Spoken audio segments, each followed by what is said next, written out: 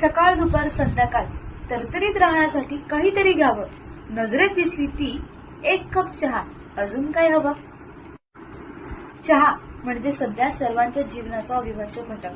चहा दिला नाही म्हणून नोकरी सोडून जाणारे चहालाच आपलं जीवन समजतात. पण याच चहाची सुरुवात आपल्या भारतात कशी झाली माहितीये?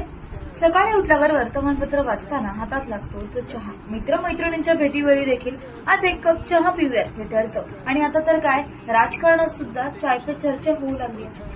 5000 वर्षापूर्वी चीनमध्ये सम्राट शेननंग हा राजा राहत होता. स्वस्त आणि मस्त राहण्यासाठी तो सकाळी गरम पाणी प्यायचा. नेहमीप्रमाणे पाणी पित असताना सेवकांसोबत गप्पा मारताना त्या पाण्यात झाडाची काही पाने पडली. त्या पानामुळे पाण्याचा रंग बदलला आणि सुगंधी सुवास दरवळू लागला. राजाने ते पाणी प्यायलं आणि राजाला ताजंतवानं वाटलं. तेव्हापासून हे पेय चीनमध्ये प्रसिद्ध झालं. 19व्या दशकात भारतात ब्रिटिश ईस्ट इंडिया कंपनीने याची सुरुवात केली आणि आसाममध्ये पहिली चहाची बागही सुरू करण्यात आली. आज देशातील अनेक भागात चहाची शेती केली जाते आणि तेव्हापासून चहाला वेळ नसतो, फक्त वेळेला चहा हवा हे समीकरण बनले. महंगी तो फुर्सत होती है जनाब, वरना सुकून तो इतना सस्ता है कि चाय को देखते ही मिल जाता है. चहाला वेळ नाही रे, पण वेळ